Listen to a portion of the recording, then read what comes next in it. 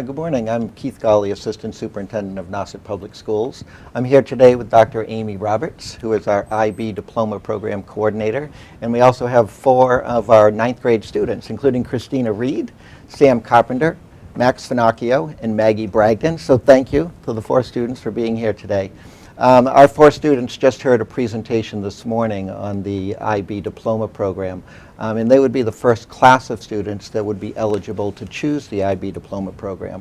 So we invited them here for a question and answer session, and hopefully your questions will help inform our audience just more about the IB program.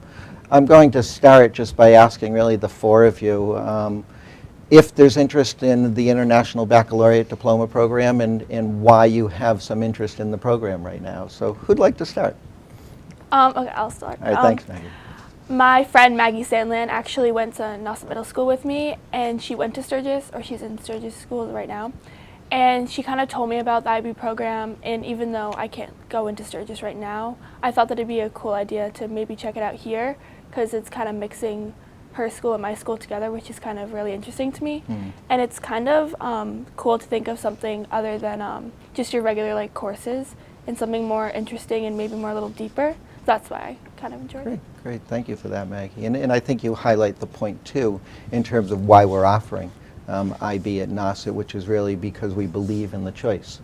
Is we don't want you to have to choose to go to another school just because that happens to have a program that Nauset doesn't have, and that's one of the reasons Dr. Roberts has worked so hard to really bring IB to the point that we're in authorization application this year. So others of you, what interests you right now about IB? I'm really interested in it because it's kind of has everything in one, and I've never been. You can ask my teachers; they will be like, "Yes, this is true." I cannot understand something if I don't know how it ties into everything. So, for instance, in physics, I was like, I don't understand momentum until she told me what it meant with everything else. So I think, especially with the theory of knowledge class, I read about it, and it's supposed to kind of put all of your classes together into one greater understanding, so I really like that portion of it. Excellent point. In fact, I'm going to have Dr. Roberts just follow up in terms of what you hit upon, Sam, in terms of how the courses are connected and how it really does bridge some of that gap and it's not individual courses. Christina or Max, anything just that you would like to highlight in terms of your interest right now?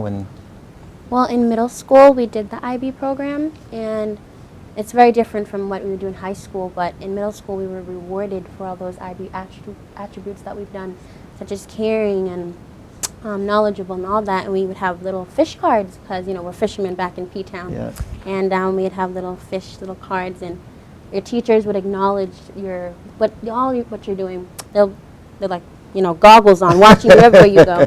Seeing the little kids being caring to others, showing, solving a math problem that was so difficult for you, but the next week you come into class, you got it down. Those little tickets, and I really loved that they focus on just one little course for you, and I hear you can choose the classes that you can put in, and they just all focus on what the attitude you put towards it, and that's why I love most the effort that you can put. So that brings up actually a very good point. Christina asked about choices, and if you could highlight just some of the choices that kids would have with the IB program, even though the courses last for 2 years, whatever courses they do select. So for Group 1, which is your language A, you would have English, because English is it's the working language of the school. So your history, your science, your math, those courses are going to be in English, and the majority of our students, it's a predominantly English-speaking population. However, if English was not your native language, you could do another language in Language A. For example, you could do your literature course could be done in Spanish, or whatever other language that's offered by IB. To complete your literature course. Group 2 is your language B, which would be your second language. So we're offering Spanish, French, and Mandarin. For the students who would be ESL, that could actually be, English could be their language B. Group 3 is our individuals and societies, and that is your social studies component. We'll be offering history of the Americas and psychology. Group 4 is our experimental sciences, We'll be offering biology and chemistry, hopefully, our first round. All of these, by the way, are SL, standard level, and HL, except for math. When we get to math, we'll be offering initially mathematics SL. And group 6 is your visual arts or your arts component, and that can either be music or visual arts, or you can go back up and pick another foreign language, another another individuals and societies, or another science selection. Yeah. And so, first, the difference between standard level and higher level is that standard level is it's a 150-hour course, and higher level will actually be 240-hour course. And the distinction there'll be, you'll do the same tasks for both, except when you get to higher level, you'll have a different task in addition to. So it's more depth. So you pick 3 higher levels and you'll pick 3 standard levels. Maximum that you could take in higher levels is you could do 4 higher levels and 2 standard levels. We'd like to see remember balance, whole person. We like to see you take it and do well and be happy Right, and grow. Yeah. I think one of the pieces is we know already, and you're experiencing it right now as 9th grade students, is the rigor of NASIT. I know some of the classes that you're enrolled in right now, you're doing a lot of work, you're required to do a lot of homework, and I think you'd be very well prepared for the rigor. It's really the choice of, do you opt into the IB diploma program, or do you opt into having the existing program options that are out there? What questions do the 4 of you have? What are you wondering about? What can Dr. Roberts and I possibly answer for you? Well, I remember I asked her when I was in the audience, I asked, will I get my NASIT high school diploma? And she said yes, but the IB is just like a icing on the cake, and I think everyone should at least try. Put a little effort if you do want a little bounce, because we saw the percentages that the school, the non-IB and the IB students, Right. and you can see that the IB students really are prepared. They look like they know what they're doing, and I think having that extra knowledge behind you, that really helps you.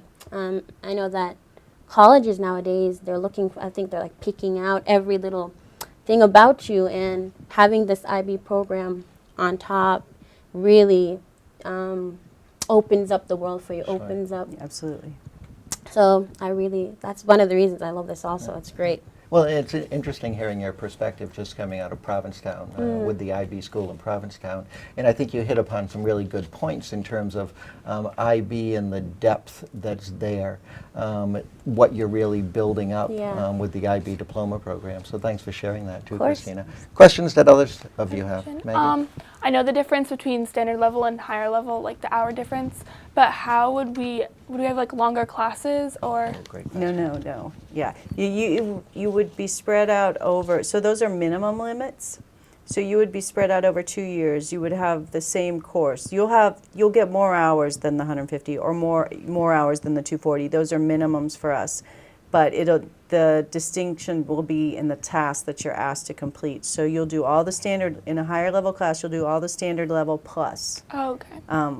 And so really those kind of culminate towards the end of your second year, when you're already getting ready for exams and you're turning in your extended essay around December, your final draft, you're completing your CAS program. So that's the reason we really don't want to see, you can't do more than 4 higher levels, because everything else, remember, is culminating at the same time. Yeah. But no, you will not have longer classes. It will be same time. Yeah, and I think it's an excellent question too, Maggie, because we had calculated kind of how long do you spend currently in your classes as a grade 9 student. It's about 135, 140 hours. So think of that content, but spread that out over 2 years in the depth. So thinking of what you're studying right now, but just being able to go into greater depth in those various topics and to personalize it a little bit. I think part of what appeals to me as an assistant superintendent is how you can personalize it and make some choices. Other questions that you have?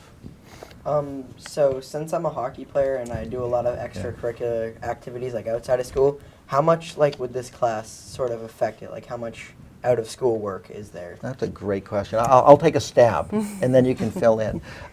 Dr. Roberts mentioned this morning the creativity, activity, and service component, and 150 hours for that course, one of our 3 core courses in IB. I think it's important to realize is you could actually capitalize on that passion max. So the hockey time that you're spending right now, there's your activity. Bang. You could decide that you really want to work with 6-year-olds and teaching them how to skate. That could be your service component of that.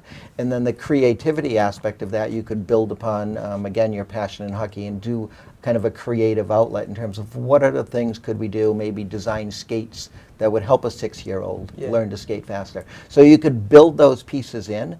It doesn't really inhibit what you would do outside. I think the key for you would be joining together some of those passions and some of those interests and making them part of like the CAS course or CAS requirement. How did I do? Yeah, that's great. All And right. IB is really, it used to be, you know, pretty divided of creativity, service, and activity and service. And now it's kind of more, it's the 18 months. They really want to see 7 outcomes, learning outcomes over the course of those 18 months of whatever project you tackle. So, you know, there are many ways that you could go about it, exactly like Mr. Gauley said. And I think maybe the other angle would be, are you talking about time commitment? Yeah. There are ways for you to, what you already do, to provide the balance to your life. There are ways to incorporate that into the requirements of the IB program. Great. I think that answers it. Yeah, I want to jump back to what Christina said, just in terms of the college admission piece and the percentages. I think there's a study out right now just in terms of college admissions and the process. And those admission counselors now, quite frankly, they can read between the lines. If you're one of those people, probably like I was in high school, that did 20 different things so I could put them on my piece of paper.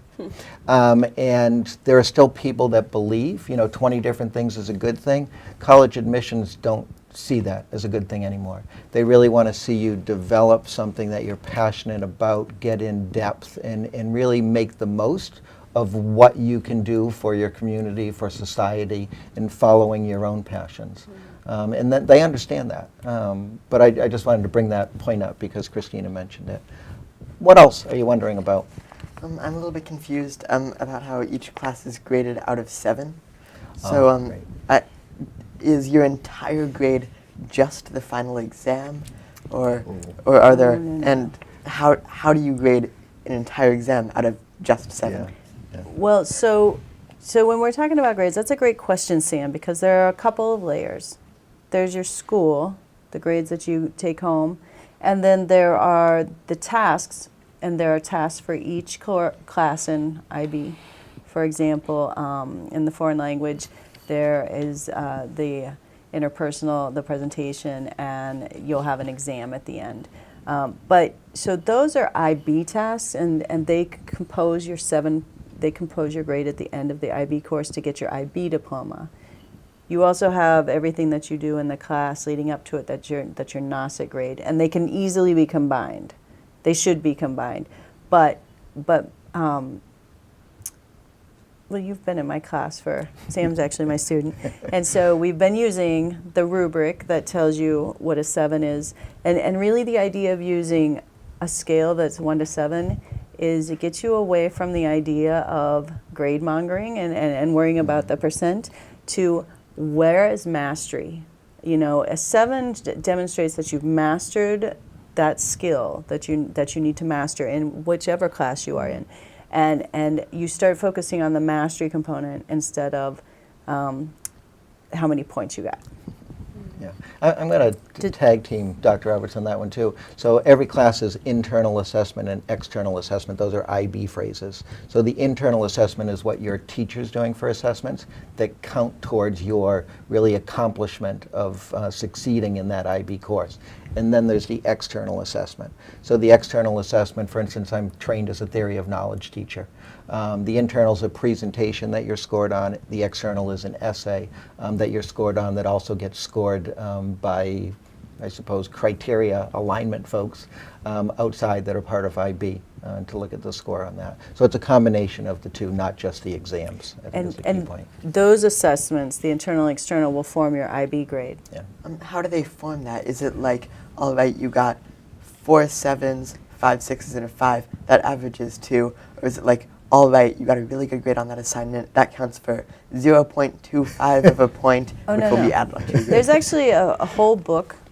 IB has many books to disseminate information, but one's called Grade Descriptors. And every, for a foreign language, you have the rubric that we use, which is, in practice, we've been using the middle years program leading up to the IB program. So each course, each subject has a rubric for that specific subject, basically to get you to those skills that lead up to the next level. So all the little assignments that can be graded in class count as your class grade, but IB has 3 assessments, for example. One's 20, one's 60, and one's 20. And those 3 assessments will make up your IB grade. So what can happen, and again should, is that if that's what you've been doing all this time in my class, then that assessment could count for both. As long as it's within the term time frame. Some of the stuff you won't get back until July after you've graduated, but should be part of that. That is what we're working towards, and so they should be intermingled. Great question, though, Sam. Thank you for asking that. Other questions? What else haven't we answered? Will there be, we're having midterms soon, will there be midterms and finals in those courses, or is just one exam in the end? That's a great question, Maggie. I would assume you would have midterms because, again, we're going back to NOSIT will have you won't have 2 sets of grades. They should be merged together, but you will have midterms that count for 10% and finals that count for 10% of your grade. So it should be based on everything you're already doing for IB, but yes. My answer would be yes. Great question again. Thanks, Maggie. So jump on to what Maggie said. So we do have the midterms. How much would we learn? How difficult would a class be? I know we have the standard and we have the advanced, but how is the standard different from the advanced? I know we go more in depth, but how difficult? Just how difficult is it? They're both comparable to AP in terms of, well, first of all, remember it's a 2-year course. Oh, yeah. So we're not trying to cram absolutely everything into 1 year and then have you take an exam at the end of the year and put it back out there. Mm-hmm. That's not what IB is about. IB is about developing the skills in each subject area that foster critical and interdisciplinary thinking. So it is rigorous, but it's more rigorous in terms of challenging you to organize your time, to pace yourself, to know that you have, the extended essay due in December and you have this due in November, and how you organize your time and plan for those assignments or assessments that are due. That's what IB is really cultivating. It's not how much pressure we can put on you all the way around, but it's how to cultivate those responsibility and effort and perseverance in you that will lead you far in life. Thank you. I like that Yeah, explanation. thanks too, Christina, for asking. We probably have time for one more question. I've got a few that came from other students that aren't with us if you don't have any left, but let's hear from you first. Anything you're wondering about?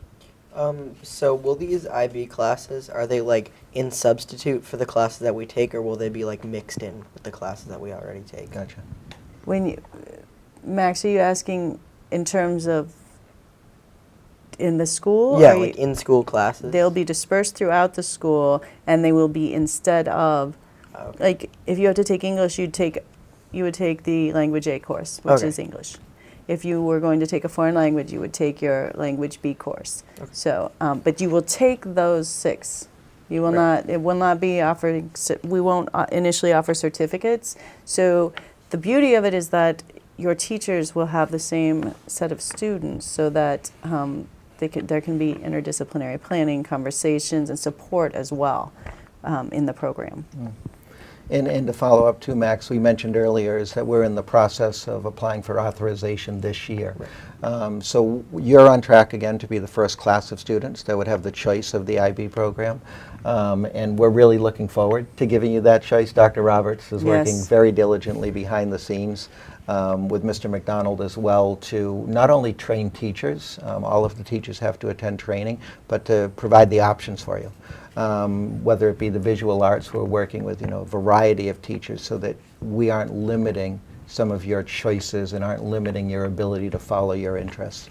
We want that to be part of it. Of course, you're going to hear more in the next year and a half, but we start providing the information to you as ninth grade students because you will have to be making some decisions really at the end of this year about courses for next year, and you'll have to be making some decisions in terms of what courses you select for your sophomore year if it's going to have an impact on your junior year and beyond. One of the final questions that you haven't asked yet, but I know has come up multiple times, is the difference between a student who selects to go in the IB diploma program and a student who selects, say, taking 5 courses and then 2 AP courses. So could you highlight the difference, Dr. Roberts, just between AP and IB? Right, absolutely.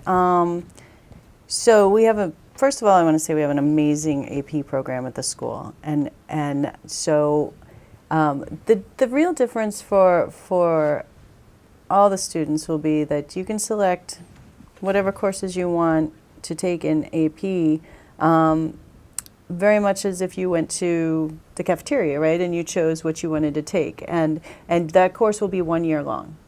And then you will take exams, and IB, you're going to go in, you're going to take, you have a little bit of flexibility, but it's a liberal arts program, so you can't take 3 of one discipline. You can't, they really want to see balance, so you're going to take the 6 courses and the core requirement, which really brings those 6 courses together. If you're taking 5 or 6 classes that are AP, they're, the core is not there as it is with IB. And so that's a difference, and it's a strength. But we also don't have all of the diversity that we already have with AP. So again, IB is an optional program, and we hope one that is considered by all students. But we have an amazing AP program too. So. And again, I think I want to thank you first for coming and being willing to ask questions in a public forum. I'm sure it will be informative to all those who watch the program, but I encourage the 4 of you, as well as others, to do additional research on your own if you are interested. ibo.org is the International Baccalaureate Organization's website. Tremendous information there that, again, will help you formulate some decisions, and we'll also be doing presentations to your parents, and certainly encourage your parents to attend those presentations so they can be informed. And as we near authorization, we really cannot post anything until we're authorized, but as soon as that happens, I'm assuming there is a website, there will be links, and you can always come talk to me as your coordinator, and I will be happy to guide you in any questions you have. Again, so it's ibo.org, and under benefits, you can look at benefits for students or teachers, or parents. So again, thank you to the 4 of you. Thanks, Thank you Christina. very Thanks, much. Sam. Thanks, Max. Thanks, Maggie. And thank you, Dr. Roberts, for, again, offering this initial Q&A, and we'll keep you informed to the best of our ability. I want to thank our audience for watching today, and if you do have questions, again, ibo.org, or certainly feel free to email Dr. Roberts or myself, again, Keith Gauley. We'll be glad to provide the answers to the questions that you have. Thanks again. Have a great day. Thank you.